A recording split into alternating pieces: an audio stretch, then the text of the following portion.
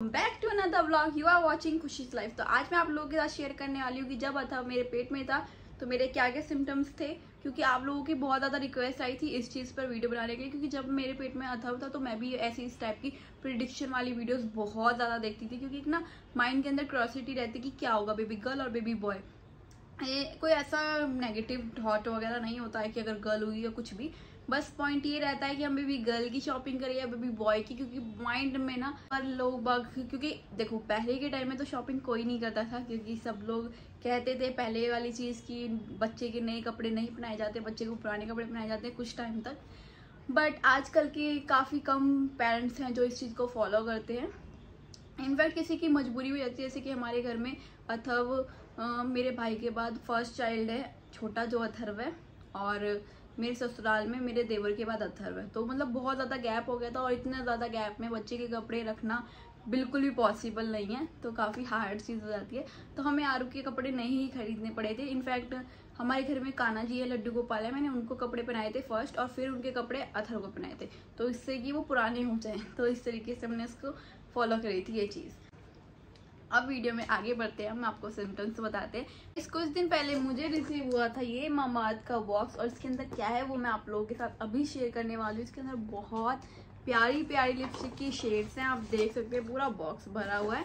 तो मैं आपको अभी ट्राई करके दिखाऊंगी कि कौन कौन सी शेड इसके अंदर है। बहुत ही प्यारी और बहुत ही ज़्यादा मस्त शेड है, मैं आपको अभी दिखाती हूँ।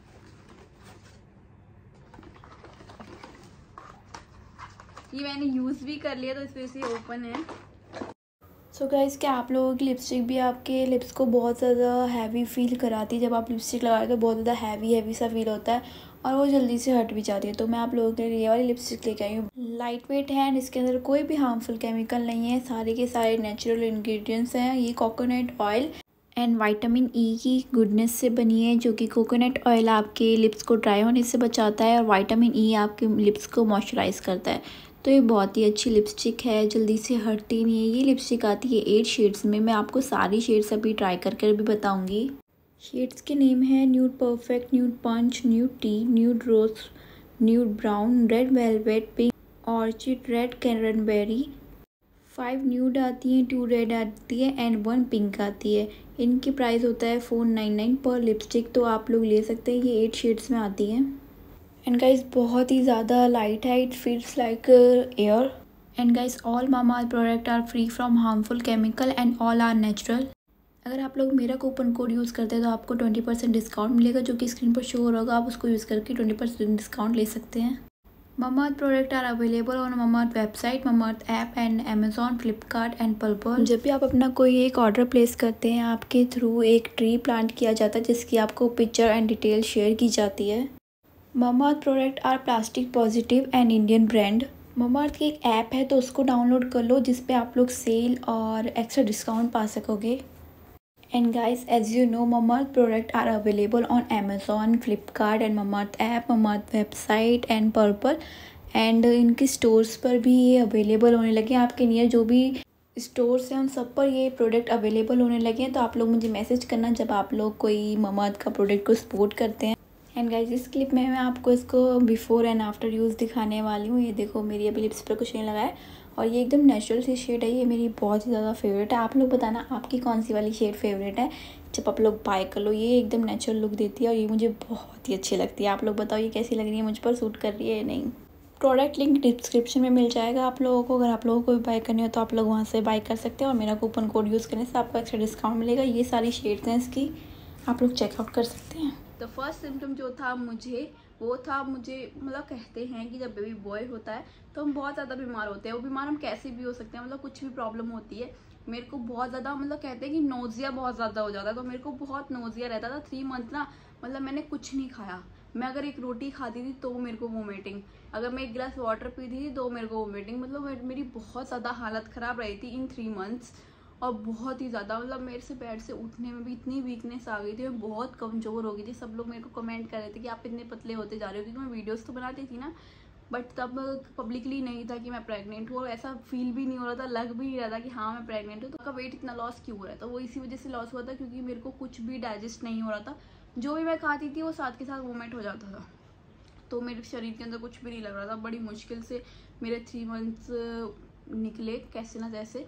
और मैंने काफ़ी जगह अपने डॉक्टर से कंसल्ट करा था कि जैसे मैं कुछ खा नहीं रही तो बेबी वीक तो नहीं हो जाएगा। तो डॉक्टर ने बोला था कि बेबी अपने आप फूड बना लेता है स्टार्टिंग के 3rd मंथ में, पता नहीं कैसे कैसे उन्होंने समझाया था मुझे।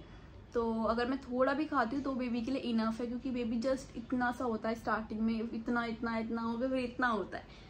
तो स्टार्टिंग में उसका टमी फिल होने के लिए सिर्फ और सिर्फ 1 रोटी भी इनफ है। तो स्टार्टिंग में इतना कोई फंडा होता नहीं है कि अगर आप पेट भर ना खाएं तो प्रॉब्लम हो जाएगी। ओके, तो सेकंड जो सिम्टम मुझे था वो था कि मैं बहुत ज़्यादा लेज़ी हो गई थी। कहते हैं कि अगर बेबी बॉय होता है तो बहुत ज़्यादा लेज़ीनेस आ जाती है, और सेम मुझे भी बहुत लेज़ीनेस हुई थी। मतलब अगर मैं लेटी हूँ ना बेड पे तो मेरा मन ही नहीं करेगा, मतलब पता ही नहीं चलता था कब सुबह हुई, कब शाम हो गई, कब रात हो गई, मैं लेटी रहती थी। और यही नहीं कि सोती रहो, बस लेटी ही रहती थी, फ़ोन चलाती रहती थी और लेटी रहती, उठने का मन नहीं करता था। वैसे तो वीकनेस बॉडी में इतनी आ गई थी कि मोमेंट की वजह से तो इस वजह से भी उठ नहीं पाती। आप कह सकते हैं ऐसा कि हाँ मेरा लेटे रहने का मन करता था, कुछ काम नहीं करने का, बस लेटे रहो। तो ये भी ठीक था, सिम्टम मुझे था कि मैं लेज़ी हो गई थी बहुत ज़्यादा। और 3rd सिम्टम जो मुझे था, कहते हैं कि जैसे अगर बेबी बॉय होता है मदर के पेट में तो जो बेबी का फादर होता है उनका भी वेट थोड़ा सा लॉस में जाता है। तो सेम ऐसे मेरे हस्बैंड का भी थोड़ा 1-2 kg वेट लॉस हुआ था, ज़्यादा नहीं बट हाँ 1-2 kg तो लॉस हुआ था। तो ये सिम्टम भी सही है कि अगर बेबी बॉय पेट में है तो फादर का वेट थोड़ा सा लॉस होता है। ये पहले के ज़माने की चीज़ें हैं, मैंने उस टाइम पे नोटिस नहीं किया था, बट हाँ बाद में मुझे लगा कि हाँ ये शायद इस वजह से वेट लॉस हुआ है क्योंकि आरू मेरे पेट में था। शायद ऐसा मैं मानती नहीं हूँ, क्योंकि मैं इन सब चीज़ों में थोड़ा कम बिलीव करती हूँ। ऑल वाइज में हाँ प्रेडिक्शन वगैरह मैंने काफ़ी देखी थी। 3rd हो गया, 3rd 4th जो भी हुआ है। तो नेक्स्ट सिम्टम मुझे था वो था कि जब बेबी बॉय होता है तो मदर का वेट काफ़ी कम परसेंटेज पर इंक्रीज़ होता है। अगर बेबी गर्ल होती है तो काफ़ी हाई परसेंटेज पर इंक्रीज़ होता है, बट मेरा इतना वेट गेन नहीं हुआ था। इनफैक्ट मेरे को 8 मंथ स्टार्ट हो गया था और मेरे को ऐसा लगी, मतलब कोई अगर मुझे फ्रंट से देख ले तो मुझे ऐसा कह नहीं सकता था कि हाँ मैं प्रेग्नेंट हूँ। जब मैं टाइट क्लोथ पहनती तभी मेरे को किसी कोई मुझे कह सकता था कि हाँ प्रेग्नेंट हो। वैसे मैं बिल्कुल भी नहीं लगती थी, तो वेट मेरा काफ़ी कम हुआ था। वेट सिर्फ 20 kg के अराउंड मेरा वेट इंक्रीज़ हुआ था ड्यूरिंग प्रेगनेंसी, इससे ज़्यादा नहीं हुआ था। तो ये कहा जाता है कि अगर बेबी बॉय होता है तो जो वेट इंक्रीजनेस मतलब वेट गेनिंग जो होती है वो सिर्फ और सिर्फ कम परसेंटेज पर होती है, ज़्यादा पर नहीं होती है। और बेबी गर्ल होती है तो ज़्यादा होती है, कहा जाता है। और ऐसा मेरे साथ एक्सपीरियंस से मैं बता रही हूँ, मेरे साथ भी हुआ। मेरा बस 20 kg वेट गेन हुआ, उससे ज़्यादा नहीं हुआ पूरी प्रेगनेंसी में, स्टार्टिंग से लेकर एंड तक सिर्फ 20 kg। और नेक्स्ट सिम्टम मेरा ये था कि कहा जाता है कि अगर बेबी गर्ल होती है तो आपका जो टमी होता है वो थोड़ा नीचे की तरफ को होता है, और बेबी बॉय होता है तो आपका टमी थोड़ा मतलब टमी का जो होता है ना वो थोड़ा ऊपर को होता है, बेबी बॉय होता है तो गाइस मेरा टमी का जो स्ट्रक्चर था मतलब मेरी जो बैली का स्ट्रक्चर था, बेबी बम्प जो था उसका जो मेरा बेबी बम्प जो था वो मुझे सच बताऊँ ना तो मेरे एंड मतलब 9 मंथ तक जो मेरी प्रेगनेंसी चली, थ्रू आउट प्रेगनेंसी मुझे बिल्कुल भी आइडिया नहीं था कि ये मेरा टमी लो पर है या हाई पर है। मेरी एक फ्रेंड थी प्रेरणा, वो घर पर आई थी तो उसने मुझे बोला था कि तेरा टमी जो है वो हाई पर है तो मे बी तेरे को बेबी बॉय होगा, क्योंकि उसको बेबी गर्ल है।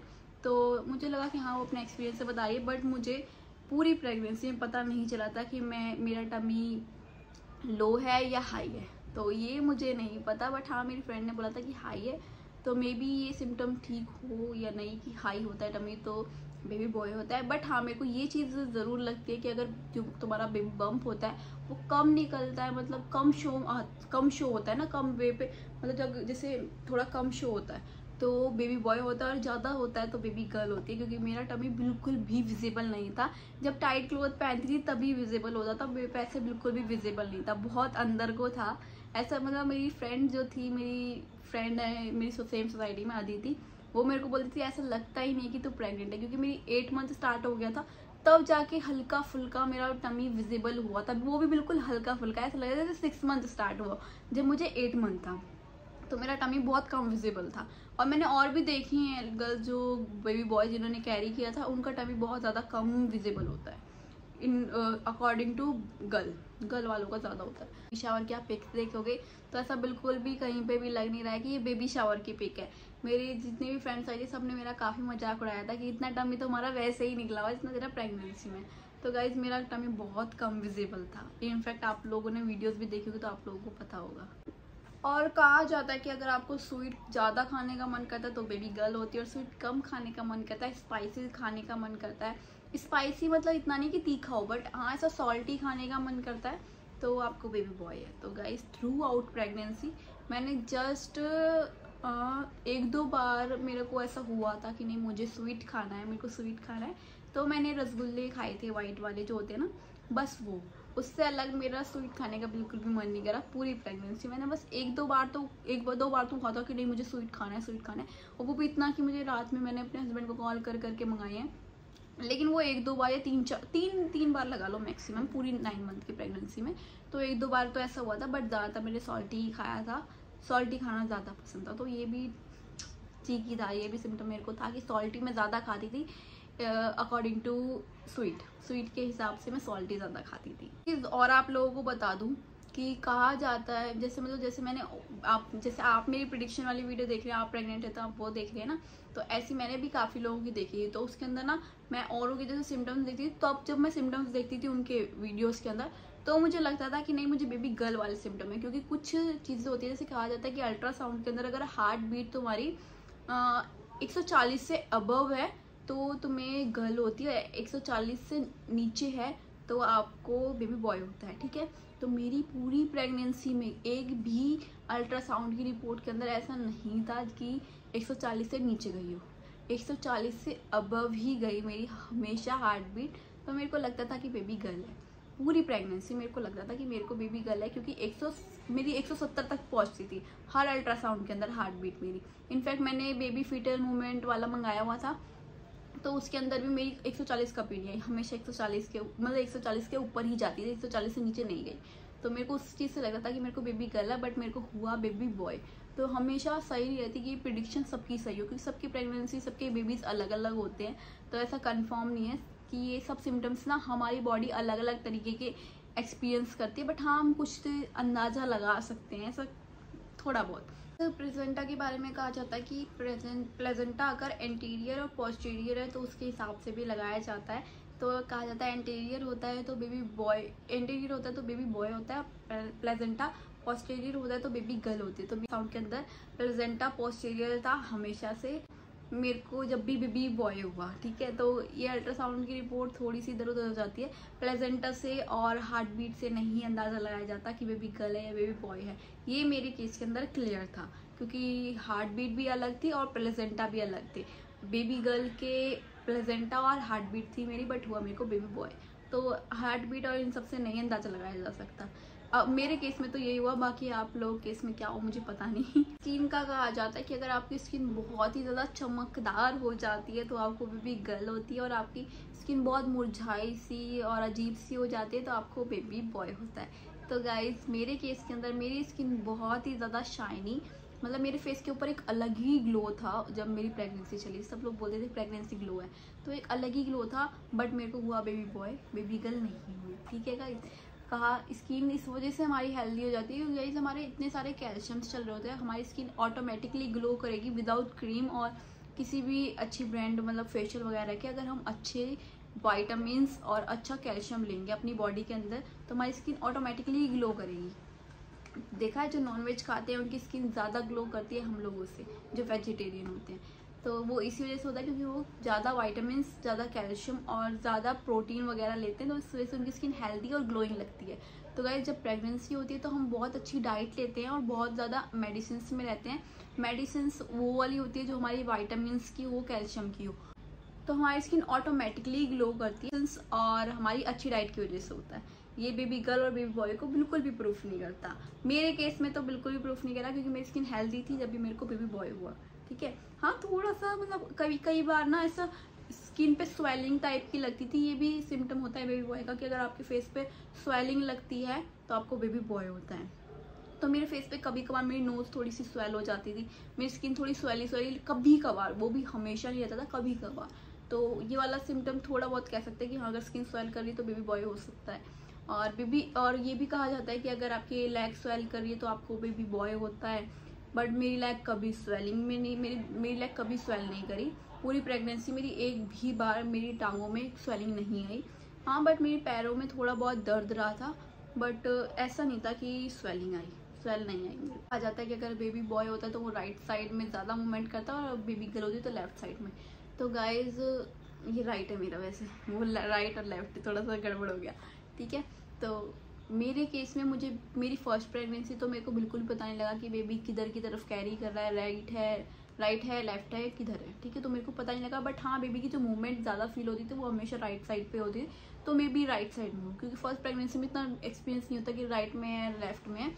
बट हाँ बेबी की मूवमेंट ज़्यादा राइट में रहती थी तो बेबी राइट में था। तो बेबी बॉय के सिम्टम होते हैं ये कि अगर तुम्हारा बेबी राइट साइड ज़्यादा किक कर रहा है, मूव ज़्यादा हो रहा है, तो वो राइट साइड में, इट्स मीन्स आपको बेबी बॉय होगा।